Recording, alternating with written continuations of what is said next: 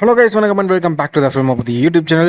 2023 விஜய் அவர்கள் அரசியலுக்கு வந்த ஒரே காரணத்துக்காக அவர் நடித்த அவரோட கடைசி படமான ஜனநாயகன் படத்தை திமுகவும் பிஜேபியும் கள்ளத்தொடர்பு வச்சுக்கிட்டு அந்த படத்தை ஒரு வழி ரிலீஸ் பண்ணாமே விட்டுட்டானுங்க. விஜய் அவர்கள் கட்சி ஆரம்பிச்சுட்டு இருந்தே விஜய் அவர்களுக்கு எதிராக திமுக காரங்க பண்ணுற ஒவ்வொரு விஷயத்தையும் மக்கள் சைலண்டாகவே பார்த்துட்டு இருந்தாங்க.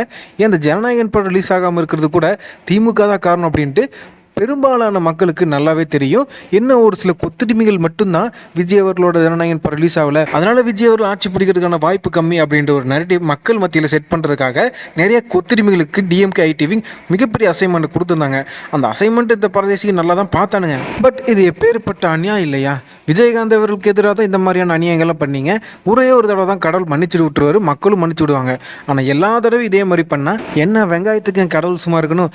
நல்ல விளக்கணை தடவை தூக்கி போட்டு சப்பு நடிச்சாரா கடவுளே? சரி, இவனுக்கு தோது போனதுக்கு அப்புறமாவது மூடிட்டு இருப்பானுங்களா அப்படின்னு பார்த்தோம்னா, நாங்கள் எதிர்கட்சி அப்படின்னு சொல்லிக்கிட்டு சப்போர்ட்டுக்கு என்டிகே ஏடிஎம்கே காரணங்களெல்லாம் கூட சேர்த்துக்கிட்டு சும்மா 24 மணி நேரம் பொழுதன்னைக்கு இதுதான் உங்கள் மாற்றமா டிவிகே ஃபீல்ஸ் அப்படின்ற மாதிரியெல்லாம் ஹேஷ்டேக்லாம் போட்டுட்டு மக்கள் மத்தியில் எதிர்ப்பலைகள் உண்டாக்குறானுங்களாமா இந்த எச்சைங்க. இந்த தடவை ஏதோ மக்களை ஏமாதி தெரியாதனமா எதிர்கட்சியாக வந்துட்டானுங்க. ஆனால் அடுத்த தடவைலாம் பாருங்களேன், இவனுக்கும் நாம் தமிழர் கட்சிக்கு தான் பெரும் போட்டியாக போயிட்டு இருக்கோம். இதில் வேற அடுத்த மாதம் 19ஆம் தேதி விஜயோட பர்த்டே டைம் அப்படின்றனால ஜனநாயகன் படத்தை அந்த டைமில் ரிலீஸ் பண்ணலாம் அப்படின்னு பிளான் பண்ணி வச்சிருக்காங்க. பட் அந்த டயத்தில் இவங்களோட அசைன்மெண்ட் என்னவா இருக்கும் அப்படின்னா, விஜய் அவர்கள் அரசியல் சம்பாதிக்கிறது மட்டும் பத்தலையும் சினிமாவிலும் சம்பாதிக்க ஆசைப்படுறாரு. மக்கள் பணி செய்ய வந்தேன்னு சொன்னீங்க, அப்புறம் சார் சினிமாவில் சம்பாதிக்கிறீங்க அப்படின்லாம் நிறைய கொத்தடிமைகள் பிச்சைக்காரத்தனம் அழுவானுங்க. இதில் வேற அடுத்த வருஷம் கடைசியில் லியோ 2 படத்தை ஸ்டார்ட் பண்ணலாம் அப்படின்ற மாதிரியான ஒரு டாக்ஸ் எல்லாம் போயிட்டு இருக்குது.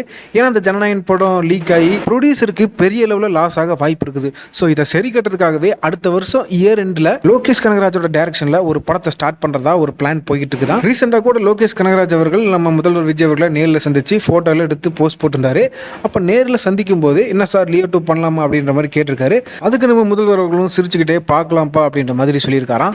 ஜனநாயகன் படத்துக்கு இவங்களோட ஒப்பாரியை தாங்க முடியல. லியோ 2லாம் ஒருவேளை வந்துருச்சு அப்படின்னா பட்டக்ஸில் மிளகாப்பொடி கொட்டின மாதிரி இவங்களோட அலறல் சத்தம் ரொம்ப பயங்கரமாக இருக்கும்.